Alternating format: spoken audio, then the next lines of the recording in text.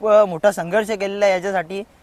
आम्हाला पण पैरे नव्हते होत, तर आम्ही 20-20, 25-25 हजार रुपये वायदी देऊन बैल पळवलेला आहे बरोबर घाटावरती। आणि ते वायदी देऊन सुद्धा, दुसऱ्यांना वायदी देऊन सुद्धा डमरू त्या बैलाला वाढून पळालेला आहे। त्या वेळेला आम्ही बोनिवलीच्या मैदानाला पण दुसऱ्याचं नाव दिलेला, आम्हाला कोणी फोन नाही केले समोरून बॅनरवर, तर आम्ही बैलवाल्यांना फोन केले आणि त्या बैलवाल्यांशी गाडी जमवली। बघा आहे म्हणजे कुठेतरी बघा त्यांच्यामध्ये खेळ करण्याची एक नवीनच जिद्द तयार झालेली आहे। म्हणजे दुसरा बैल आहे पण ओपनचं नाव सोडला होता आदत आणि एक बैल सांगून, आणि पळणार होता दुसरा डमरू। मित्रांनो तुम्ही समोर बघू शकता चिंचवलीच्या मैदानामध्ये आज पुन्हा आपल्याला भेटलं आहे खार्डीकरांचा डमरू, दिनेश शेठ यांचा डमरू, आणि चांगला गुलाल घेतलेला आहे। आज कुठल्या पैरेमध्ये पळाला?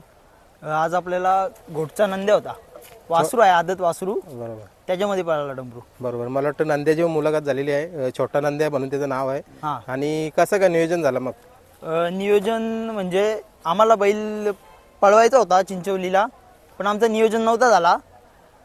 तर आम्ही अजून एक दुसरा ऑप्शन होता एक बैलाचा, पण त्याच्याशी नाही झालं नियोजन, तर मग नंद्या आणि डमरू पळवायचं ठरवला। तर आम्ही बॅनर पण सोडला होता, पण बॅनरवर गाडी नाही जमली, म्हणजे आदत सांगून होता, आज दुसरा असून पण आम्ही एक आदत आणि एक बैलाचं नाव दिलेलं। म्हणजे तुम्हाला आदतचा पैरा होता ऑप्शनसाठी? हा, म्हणजे आदतचा ऑप्शन होता, नाव त्यांनी सोडले नंद्यावाल्यांनी, तर त्यांचा आदत आणि आपला दुसरा असून आदत आणि बैलाचं नाव सोडलेलं आपण। बरोबर, म्हणजे कारण की गाड्या नाही जमत त्याच्यामुळे बघा म्हणजे ओपन मध्ये नाव सोडले। बघा मित्रांनो आहे म्हणजे कुठेतरी बघा त्यांच्यामध्ये खेळ करण्याची एक नवीनच जिद्द तयार झालेली आहे। म्हणजे दुसरा बैल आहे पण ओपनचं नाव सोडला होता आदत आणि एक बैल सांगून, आणि पळणार होता दुसरा डमरू। बरोबर, बघा म्हणजे कसं हा नियोजन म्हणजे ही सूचना कोणी केली? ते आम्हीच, कारण की आम्ही बघतो किती दिवस गाड्या वगैरे जमत नाही आमच्या लवकर बॅनरवर, तर मग आज पण तेच झालं की गाडी जमली नाही आमची। बरोबर आहे, गाडी जमली नाही बॅनरवर, तर आम्ही मग नाव देण्याचा डिसिजन घेतला। तर आम्ही नाव दिला 15,000वर, दुसरा नाव, पहिला नाव होता कोणाचा तरी, दुसरा नाव आपण दिला। तर 5-10 मिनिटानंतर चिंचवलीवाल्यांनी चिंचपाडावाल्यांनी आपल्यावर नाव फिरवला, राणा VIP राणा म्हणून। VIP राणा सोबत गाडी झाली तुमची? हा, म्हणजे नाव घोटवाल्यांनी दिला होता, आपला त्यांना लपून होता, म्हणजे डमरू लपून होता, म्हणजे नंद्यावर नाव फिरवला VIP राणावाले। बरोबर, नंद्याचं नाव होता। बरोबर, 15,000 2 बालद्यांवर, म्हणजे मोठी गाडी झाली। आता मी राणाची पण मुलाखत घेतलेली आहे, म्हणजे नामांकित बैलासोबत गाडी खेळला तुम्ही?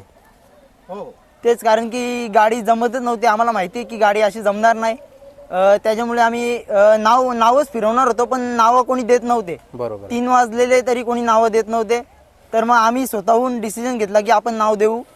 त्याच्यानंतर आमच्यावर 5-10 मिनिटांनंतर नंद्यावर म्हणजे नाव फिरलं। बरं, बघा मित्रांनो वासरू चर्चेत येत आहे, डमरू नाव आहे। आपण बोनिवलीला मुलाखत घेतली, त्यानंतर अजून एक कुठेतरी मुलाखत घेतली, आणि आता ही तिसरी मुलाखत। म्हणजे बघा दिनेश शेठचं नाव आज मला वाटतं मुंबई बिंजोरला, आता बिंजोरला नाव गाजायला लागला, काय बोलाल?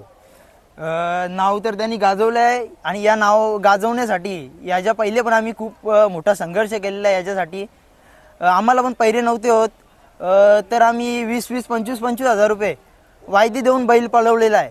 बरोबर, घाटावरती, आणि ते वायदी देऊन सुद्धा, दुसऱ्यांना वायदी देऊन सुद्धा डमरू त्या बैलाला वाढून पळालेला आहे। बरोबर, मग वायदी देऊन सुद्धा समोरच्या बैलाला वाढून पळालेला आहे, 20-20, 25-25 हजार वायदी देऊन। गती कशी लागली एवढी, म्हणजे काय, म्हणजे त्याच्यामध्ये खाणं पिणं किंवा कसं नियोजन, कसं संगोपन कसं असतं, काय बोलाल? ते संगोपन त्याचा व्यवस्थित असतो, म्हणजे त्याला टायमावर खाणं पिणं वगैरे असतो। आता आज किती दिवसानंतर आज नियोजन केलंय आणि कुठे पळायला आज यायचं? आता लास्ट नियोजन झालेला इथे स्वर्गीय भारत केसरीला, बरोबर आहे, तिथे 4 नंबर झालेला आपल्या गाडीचा, कडेने पळालेली गाडी। तिथे पण जर गाडी मध्ये असती किंवा एक पाठी सोडून असती तर निकाल वेगळाच बघायला मिळाला। बघा मित्रांनो, म्हणजे आपण बाईट घेतली त्यानंतर मोठा नियोजन केला, म्हणजे 3 फेऱ्याचा नियोजन केला का? हा, 3 फेऱ्याचा नियोजन झालेला, तिथे आपला 4 नंबर झाला, त्याच्यानंतर आज बैल काढलाय चिंचवलीला। म्हणजे 4 दिवसानंतर आज पळवलाय? हा, म्हणजे 4-5 दिवसानंतर, 5 दिवसानंतर रविवारी पळालेला बैल, 3 फेरे पळवलेला। तर आपण खिडकालीला बाजूला अड्डा असून सुद्धा नाही पळवला बैल, कारण की 3 फेरे पळालेला म्हणून। बरोबर. त्याच्यानंतर मग आपण आज 5-6 दिवसाने डिसिजन घेतला पळवण्याचा. बघा दुसरा वासरू आहे आणि दुसऱ्याच्या मैदानाला पळाला. आता ओपनचं मैदान येते, कारण तुम्हाला पण आता तुम्ही सांगितलं की ओपनचं नाव दिला होता आम्ही आज म्हणजे लपूनच्या, पण आता ओपनचा खेळ खेळायची काय म्हणजे एक ताकद ठेवली आहे का आता, काय बोलाल? कारण की आम्हाला आता तेच करावं लागेल, कारण की आमच्या दुसऱ्यात गाड्या होतच नाही. मागच्या वेळेला आम्ही बोनिवलीच्या मैदानाला पण दुसऱ्याचं नाव दिलेला, आम्हाला कोणी फोन नाही केले समोरून बॅनरवर, तर आम्ही बैलवाल्यांना फोन केले आणि त्या बैलवाल्यांशी गाडी जमवली. बघा म्हणजे घरच्या गायचा वासरू आज नावा रूपाला येते. आणि जसं आता तुम्ही सांगितलं, मग आता 8 तारखेचं मैदान पडले, थारचं मैदान, काही नियोजन करण्यात आलंय का, करणार आहात? नियोजन द्या शेटकडे द्या. शेट बोलतात मित्रांनो. बघा आज दिनेश शेट पहिल्यांदा आपल्या बाईटमध्ये बोलतात. दिनेश शेट नमस्कार. नमस्कार. आला म्हणजे वासरू नावा रूपाला आली आणि तुमचं नाव करतोय, काय बोलाल? हो नक्कीच नक्कीच. ॲक्च्युली तो घाटावर पण चांगलाच पळत होता. तिकडे पण त्यांनी 2 मैदानात, एकामध्ये त्यांनी सांगोला केसरीमध्ये 1 नंबर केला होता आणि दुसऱ्या मैदानात त्यांनी 4 नंबर केला होता. त्यावेळेला पण कडेनीच गाडी लागली होती आणि तो पण 4थाच नंबर आला होता. बघा म्हणजे हा योगायोगच बोलावा की पुन्हा त्याची इकडे कडेनी गाडी लागली आणि पुन्हा 4 नंबर केला. तर आता आपण पुढचं नियोजन असं ठरवलं आहे, आता एकविरीला मैदान आहे, तिथे आपली घरचीच गाडी पळणार आहे, डमरू आणि जळवा, 31 तारखेला. 31 तारखेला. बरोबर. आणि मग त्याच्यानंतर आम्ही डिसिजन घेऊ की 8 तारखेला नक्की आपण कुठली गाडी पळवू. बरोबर, कारण तिथून म्हणजे किती गती लावतोय किंवा कसं नियोजन होतं माहिती पडेल आपल्याला. बरोबर. कारण ज्या वेळेला आम्हाला पैरे नव्हते भेटत त्यावेळेला गौतम भाई काकडेचा जलवा मी घेतला आणि त्यांनी त्याला उजेडात आणला. पण आता मला असं वाटतंय की कुठेतरी तोच अंधारात राहिला आहे. बरोबर आहे. कारण 100% तो जलवामुळेच उजेडात आला होता.